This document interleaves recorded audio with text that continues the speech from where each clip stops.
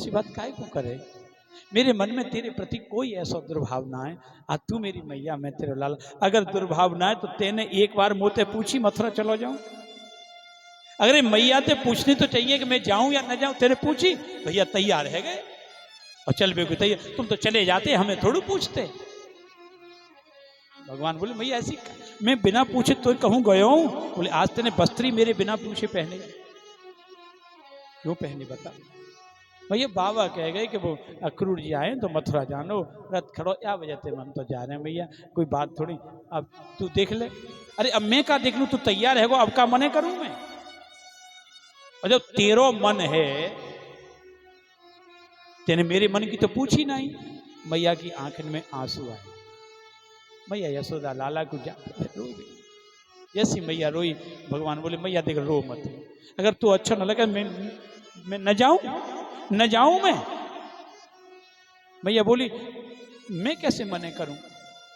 तो मैया देख एक बात बताऊं, आज जा रहे हैं, कल मेला देखेंगे और परसों, केवल एक दिन की तो बात है, कल कल की, परसों तो मैं आ ही जाऊंगा। मैया बोली तो को लग रहा हो एक दिन, मोई पूछ तू जब जाएगा तो मैं कैसे रहूंगी या घर में। अरे मोर रोज पता ही कि तू गाय लेके जा तो सांझ को आए तो जा, तो अब तो तू सांझ को आवेगा ना, रात्रि कैसी व्यतीत हुई मेरी, मैं कैसे रहूंगी।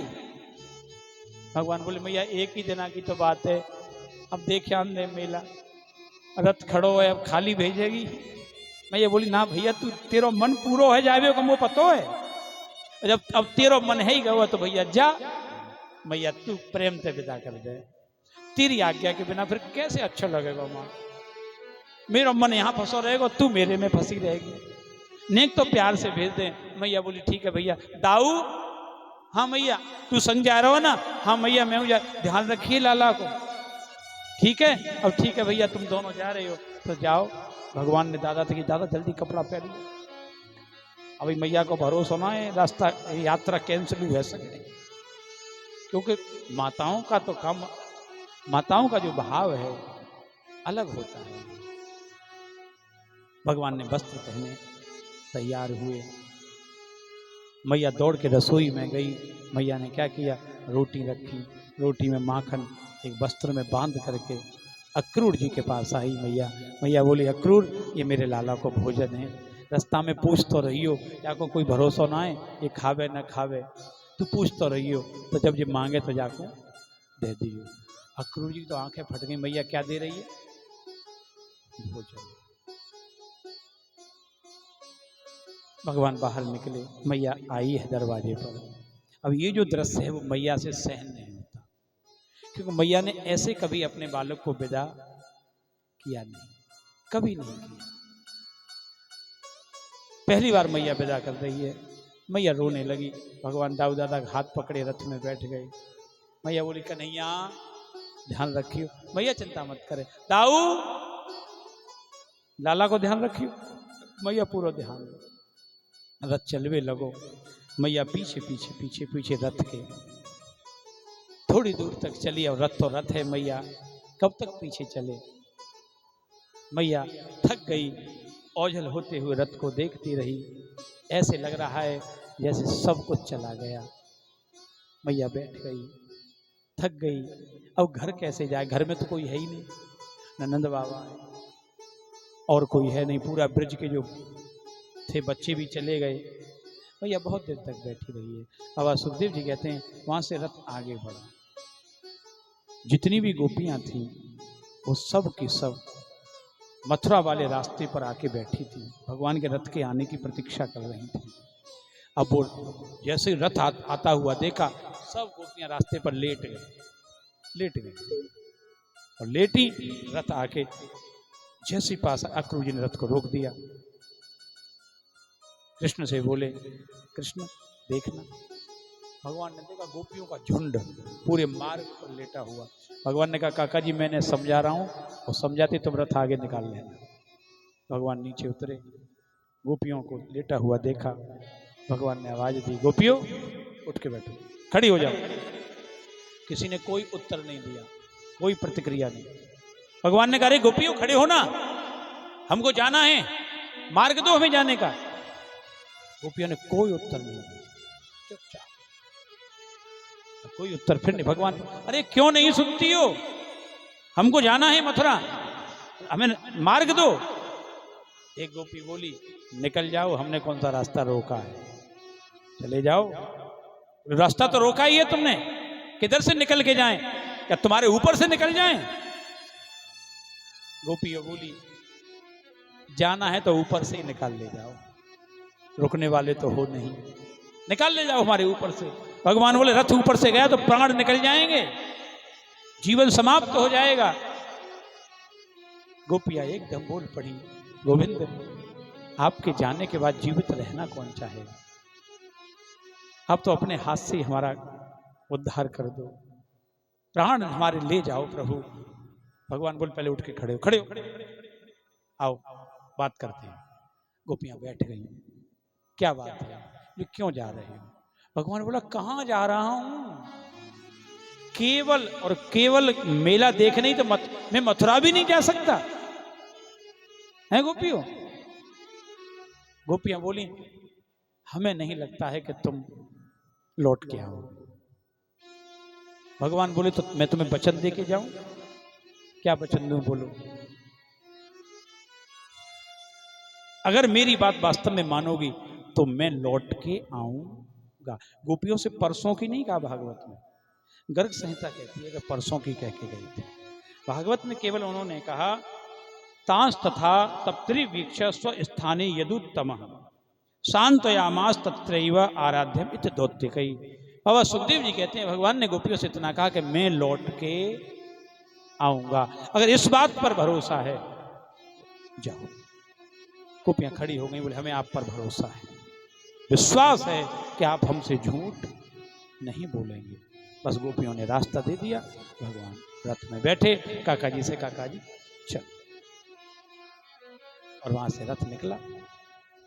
इतना निकलते निकलते दोपहर हो गई, दिन हो गया दोपहर का।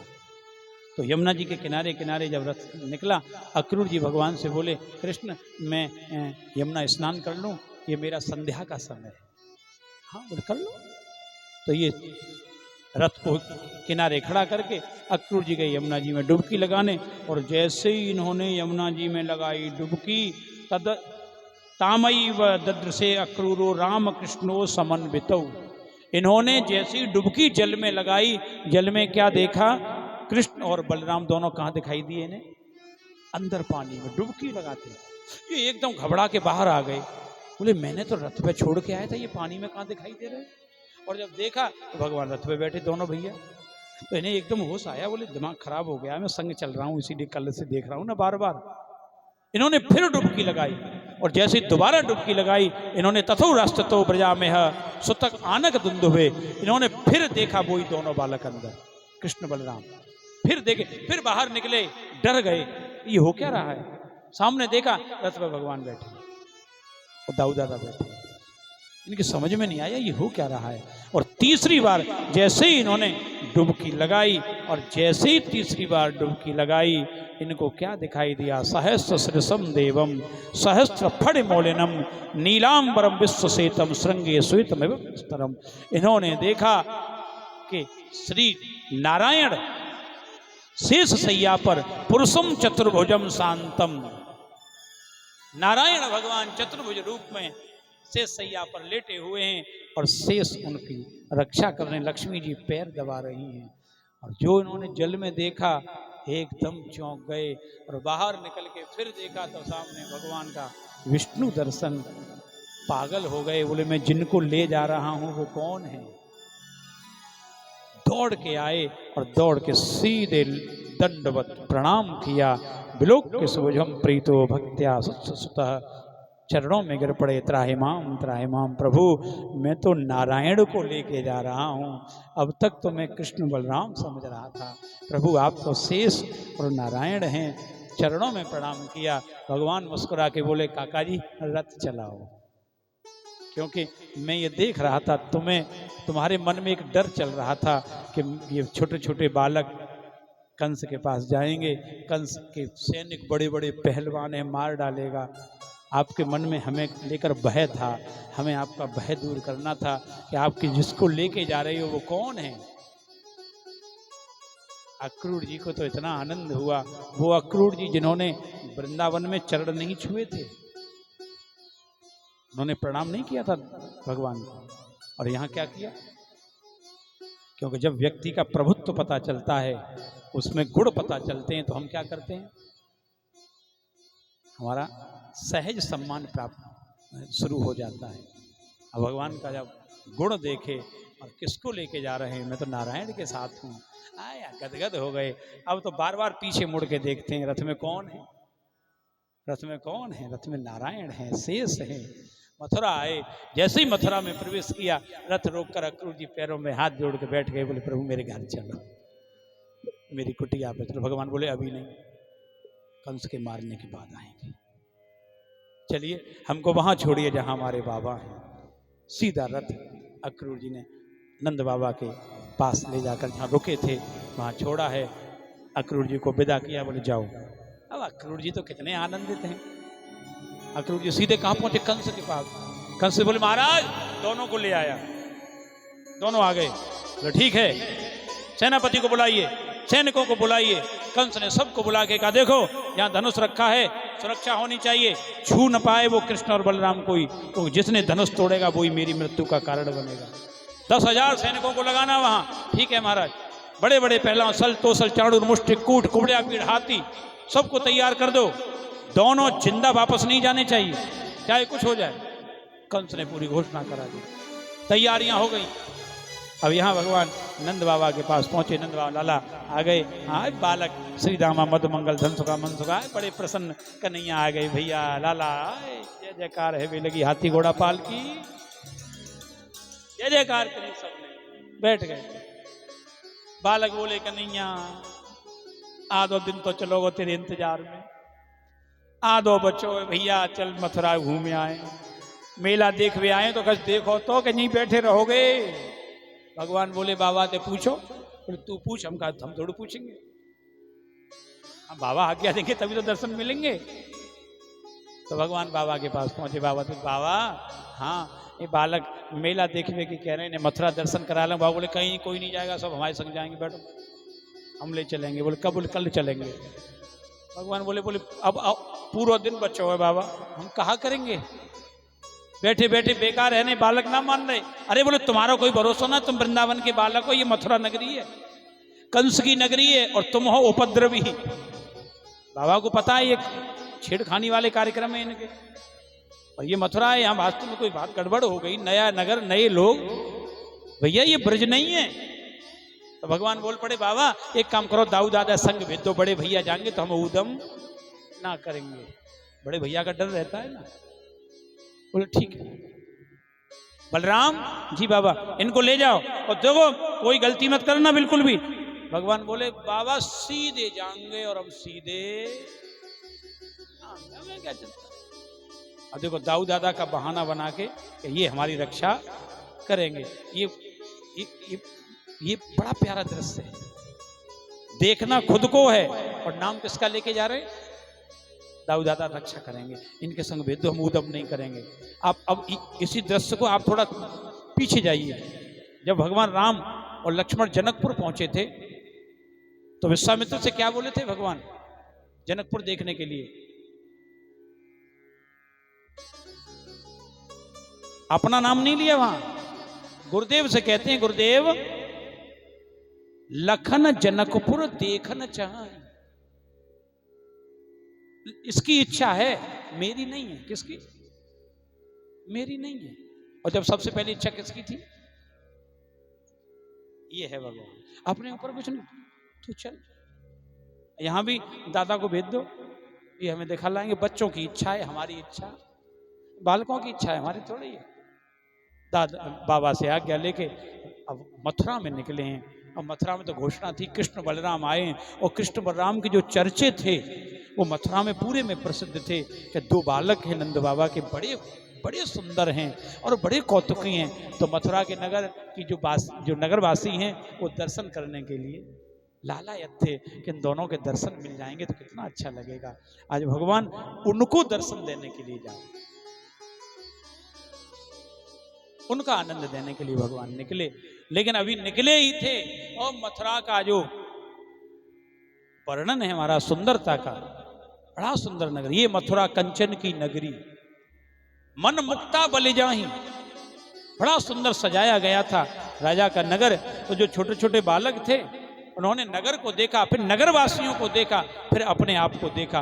बालक बोल पड़े कन्हैया से, लाला सुन, कहा है, अरे एक बात बता, तू मथुरा तो ले आयो, मेला दिखाई हुई, तेने हम तो जो चौना बताई कि कपड़ा कैसे पहन के आई है, खुद तो तू नए नए पहरे आयो और हमें पुराने सारे बहुत बुरे लग रहे हैं हम लोग जब घूमते भाई। भगवान बोले तो अब मैं क्या करूं भैया, अब जो है सो है, बोले है सो थोड़े ही है, तू क्यों पहन के आयो नए? तो भगवान नए कपड़ा पहने थे, दाऊ दादा नहीं पहने थे, बालक पुराने। बोले ये कोई तरीका है तेरा, यानी तेरे संग हम आए, तू अच्छे अच्छे कपड़ा में और हम बुरे बुरे कपड़ा में, कैसे लग रहे हैं तो पता होगा। क्यों देखियो कैसे मथुरा के लोग इतने बढ़िया बढ़िया वस्त्र पहने घूम रहे हैं और हम पुराने। तो देख एक काम कर, या तो तू हमसे दूर चल, हमसे हट जा, बिलग है जा, और या अपने जैसे वस्त्र हमें कहूं तो दिलवा। अब बता कौन सी चीज तो पसंद है, हम पसंद हैं कि अलग रहे वो पसंद है, बोल का करें। भगवान बोले भैया हम यहाँ वस्त्र कहाँ रखे हैं? बोले हमें ना पता, अगर हमारे संग रहना चाहें या हमें अपने संग रखो चाहे तो हमें वस्त्र दिलवा, वरना तू हमें छोड़ के दूर निकल। अब भगवान ब्रजवासियों को कैसे छोड़ दें, मित्र मंडल है। भगवान बोले देखो भैया तुमने तो ये शर्त बड़ी अच्छी ना रखी। बालक बोले अच्छी ना रखी तो तेने बतायो चुनाव के कपड़ा सही पहन के चलिए, हम पहरे आते, खुद तो पहरे आए हो भैया नए नए कपड़ा, हम ऐसे ही पागल हैं, हम अपने संग लेके घूम रहे हो, हम ऐसे लग रहे हैं जैसे राजा के संग नौकर घूम रहे हो। तेरे हम तेरे नौकर हैं, तेरे बाप के नौकर हैं। ये जो ब्रजवासियों का प्रेम था वो अलग तरह का। भगवान बोले ठीक है भैया रुक जाओ, कर तू कोई व्यवस्था, लेकिन संग ही रहो, छोड़ के मत जाओ। अभी थोड़ी आगे बढ़े, दृश्य है बड़ा प्यारा, एक कंस का, रजकम च रंगकारम रजकम कंसिदायातम रंगकारम गदाग्रज।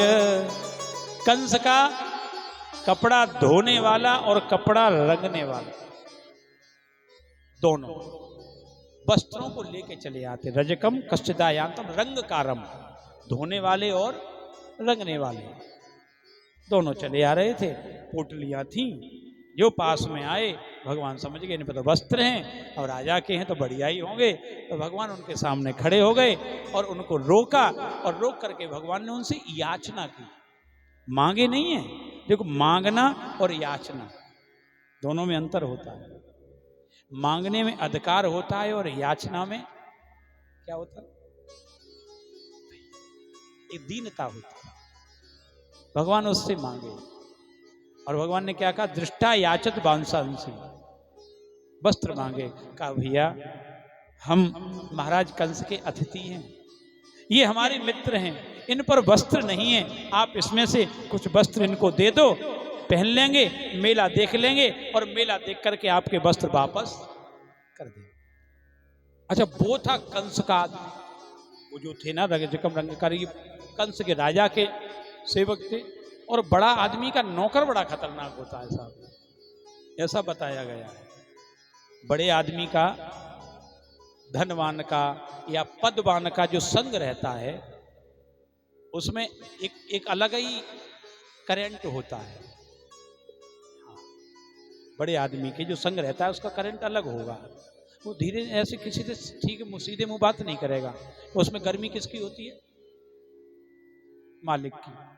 इसमें भी गर्मी बहुत थी, तो रजक भगवान से बोल पड़ा।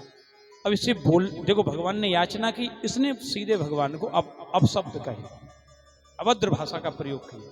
और ये भगवान से क्या बोला, ईद्रा से न बांसांसी नित्यम गिर बने चला। ए जंगल में रहने वाले जंगली, गिर बने चरा, बनचर, बनचर कौन होते हैं, जंगली तो होते बनचर, वन में रहने वाले। ए जंगली, ये राजा के वस्त्रों की तुम कामना करते हो, अभी रुको, सैनिकों को बुलाता हूं, कारागृह में डलवाता हूं।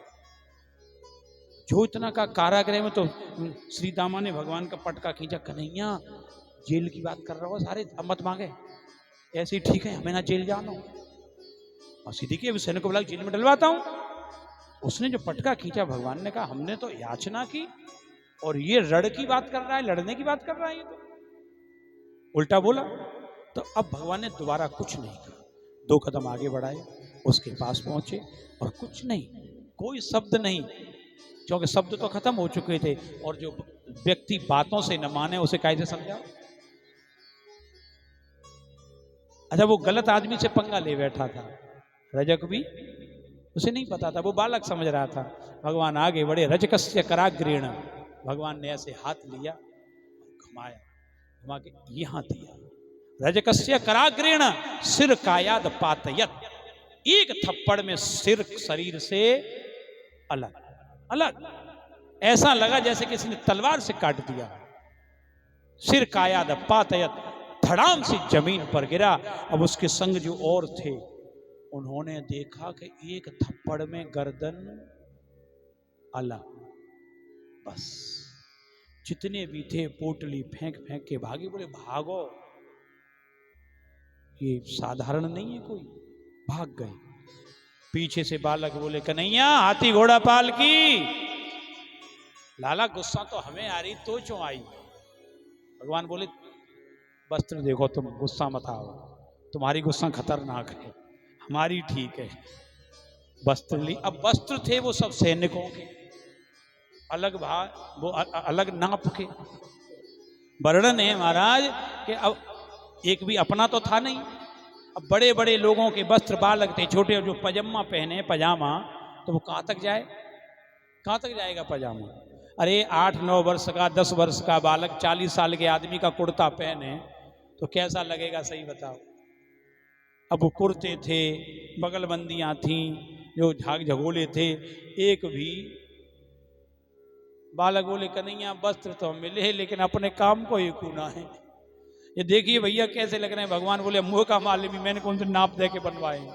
अब मिल गए, बालक बोले अब मिल तो गए लेकिन इन्हें कहीं ठीक ठाक है जाए तो इन्हीं पहन लेंगे हम, तो हमें कोई दिक्कत नहीं। भगवान बोले चलो। अब ये रजक का कल्याण कर दिया। राजा परीक्षित ने कहा, बोले प्रभु ने मथुरा में आते ही शुरू कर दिया मारपीट, ये क्या किया, भगवान ने मार डाला। बोले तुम्हें पता है ये रजक कौन था। इस रजक की तलाश भगवान को 1 युग से थी। ये वही रजक है, ये वही कपड़ा धोने वाला है जिसने अयोध्या में सीता जी पर उंगली उठाई थी। ये वही है जिसके कारण सीता को वनवास दिया गया था। लेकिन भगवान का एक वचन था अयोध्या में करना। अयोध्या में जब तक राम जी रे किसी की मृत्यु भी नहीं हुई है। आप पूरा इतिहास उठा के देखिए, अयोध्या का इतिहास है जब तक भगवान राम के जन्म के और अंत तक भगवान रहे, किसी की मृत्यु नहीं पूरी अयोध्या, मरा नहीं कोई। दशरथ जी भी तब मरे जब भगवान अयोध्या छोड़ के चले गए। मृत्यु अयोध्या में, अयोध्या का वास्तविक नाम क्या है, अवध। क्या नाम है, अवध, जहां किसी का वध भी नहीं होता, जहां कोई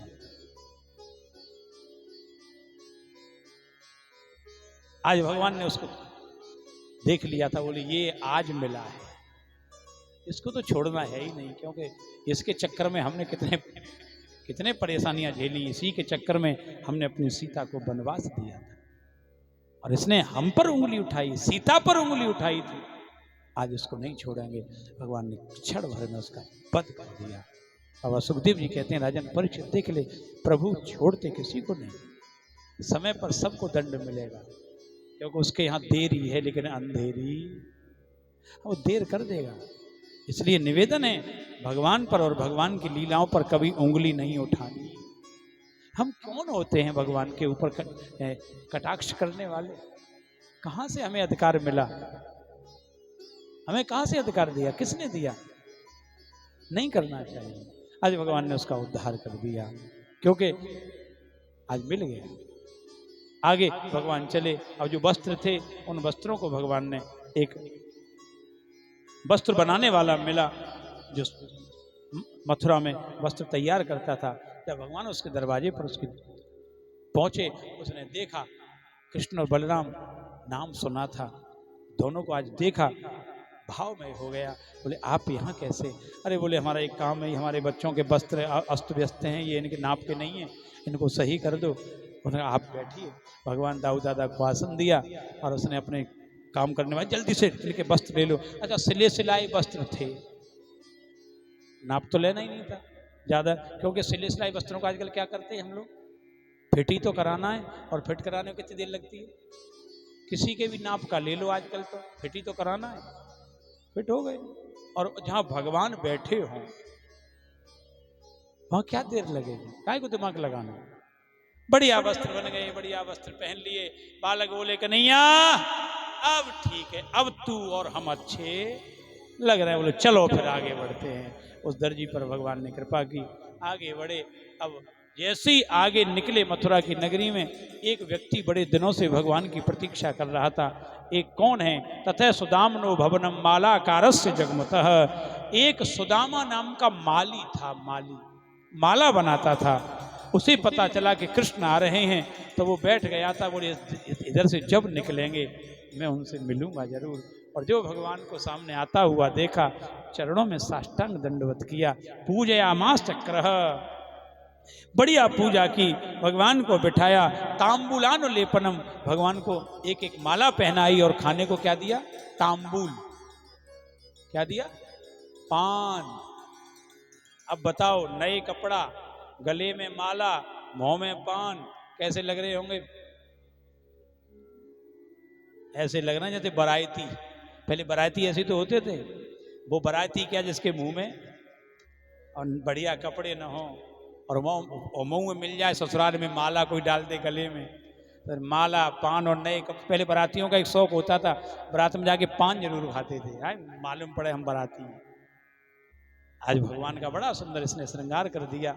श्रृंगार किया तो भगवान ने इसको अपने पास बुलाया। सो पे बब्बर अचला भक्तिम, भगवान ने इसको अपनी अचला भक्ति, अचल भक्ति प्रदान की। चिंता मत कर, मेरी भक्ति तुझे हमेशा अचल रहेगी, दृढ़ रहेगी। भगवान ने सुदामा माली पर कृपा की। उस पर कृपा करने के बाद अब आगे चले। अब मथुरा की गलियों में भगवान का आनंद हो रहा है। मथुरा की जो वासी हैं वो कृष्ण के दर्शन का आनंद ले रहे हैं। बड़ा प्यारा आनंद है। भगवान पूछ बैठे अपने मित्रों से, और भैया अब ठीक है? बालक बोले लाला ठीक तो है, लेकिन छोटी सी कमी है। अच्छा, अबू कमी रह गई है? हाँ लाला, एक कमी रह गई। बोले क्या? देख, पान, माला, कपड़ा सब ठीक है, एक चीज की थोड़ी सी हमें लग रही है। बोले क्या? बोले माथे पे चंदन नहीं। और ब्रजवासी क्या जिसके माथे पर चंदन न हो? लाला ने चंदन की व्यवस्था अगर कहूँ बन जाए। भगवान बोले अब वस्त्रन की है गई, माला की है गई, पान की है गई, तो चंदन की करनी पड़ेगी भैया। अब संग लाए हो तो झेलने, तो अब कहा संग ले जाओ तो बाकी सुननी तो पड़ेगी। भगवान बोले चिंता मत करो, अभी चंदन की भी व्यवस्था करते हैं। जा रहे थे तभी सामने से देखा, आहा बड़ा सुंदर। अतः ब्रजन राज पिथेन भाव्य श्रियम ग्रहीत्वा विवठेन भक्षणम, सामने से देखा भगवान ने कि बिलोक कुब्जाम युवतीम बराननम, बिलोक कुब्जाम युवतीम, सामने से 3 जगह से टेढ़ी कुब्जा नाम, जैसे जो 3 जगह से टेढ़ी कुब्जा चली आ रही थी, दूर से भगवान ने देखा। और जैसे ही वो पास में आई, उसके हाथ में एक पात्र था, पात्र में चंदन था घिसा हुआ। जैसे उसके हाथ में चंदन देखा, भगवान उसके सामने खड़े हो गए। और सामने खड़े होकर भगवान बोल पड़े, प्रसहन रसप्रदः, भगवान पहले मुस्कुराए, फिर रसमयी वाणी, रसप्रदः, बोलो राधे राधे। देखो, किसी से बोलो तो बोलने का भी तो एक तरीका हो। अभी तक भगवान किसी से मथुरा में गलत नहीं बोले। देखो, रजक से भी कितने बढ़िया तरह बोले, सुदामा से बोले, कुब्जा मिली है, प्यार से बोल रहे, रसप्रदः। और हंस करके भगवान ने कहा, सुंदरी, ए सुंदरी। कुब्जा ने जैसे ही देखा, मैं और सुंदरी, अब बता, 3 जगह से जो टेढ़ी हो, शरीर कपता हो, पीठ में वो निकला हुआ हो, कुब्ब। और उससे भगवान क्या कह रहे हैं, कैसा लगेगा सही बताओ। किसी काले आदमी से कहो आइए गोरे लाल, कैसा लगेगा सही बताओ। इसकी आंखें ना हो उससे कहो आइए नयन सुख जी महाराज, नहीं कैसा लगेगा आप बताओ, अच्छा लगेगा? नहीं, उसको भी अच्छा नहीं। वो एकदम बोल पड़ी, आपको मैं सुंदरी लग रही हूं? कहां से सुंदर हूं मैं? आप मेरा हास्य कर रहे हैं ना, मुझे पता है ये मथुरा के लोग मेरा हास्य उड़ाते हैं, आप भी कहीं से आए होगे मेरा हास्य उड़ाने के लिए, मैं कहां से सुंदरी हूं? भगवान बोल पड़े, देवी हमने आपका शरीर नहीं देखा, हमने आपका मन देखा, आपका मन बहुत सुंदर है। जो भगवान इतना बोले, अब वो चका बिल्कुल पड़ गई चक्कर में, बोले ये मथुरा का, ये यहाँ का नहीं है, ये कोई बाहर का व्यक्ति है। मैंने तो तुम्हारा मन देखा, तुम क्रोधित हो रही हो? अरे तुम वास्तव में सुंदर हो। तुम कौन हो? का तुम कौन हो? तुम कस्यांगनेमा कथस साधना, कहां जा रही हो? और ये हाथ में लेकर के जो तुम्हारे पात्र है, इसको कहां लेके जा रही हो? कस्यांगनेवा, किसके अंग पे लगाओगी इसे? जब ये प्रश्न किए भगवान ने तो कुब्जा बोल पड़े, अपना परिचय दिया। दास्यास में हम सुंदर कंस सम्मता, दास्यास में मैं कंस की दासी, त्रिविक्र नामना हनुलेप कर्मणि, मेरा नाम है त्रिविक्रमा। कुब्जा नहीं नाम था, कुब्जा तो कहने लगे थे अपना नाम त्रिविक्र नामना, त्रिविक्रमा मेरा नाम है। मदभावते भोजपति रति प्रियम, मेरे हाथ का घिसा हुआ चंदन राजा कंस को अति प्रिय है, वो लगाता है, मैं उसे देने जा रही हूं। तो भगवान बोले उनको दे देना बाद में, थोड़ा सा हमारे लगा दो, ये हमारे मित्रों के लगा दो। लगाओगी? बोल पड़ी लगा तो दूंगी, लेकिन अपने हाथ से लगाऊंगी। भगवान बोले लगा दो। भगवान आगे बढ़ गए। अब उसने कटोरा लिया हाथ में, अच्छा शरीर कपता था पूरी तरह, पूरा शरीर 3 जगह से टेढ़ा था, शरीर कपता था। उसने हाथ डाला चंदन में, हाथ डाल के जो भगवान के माथे पर उसने, तो पूरा हाथ, तो चंदन पूरे माथे पे तो लगा, सो लगा, मुंह पे भी छींटे। अब आपका हाथ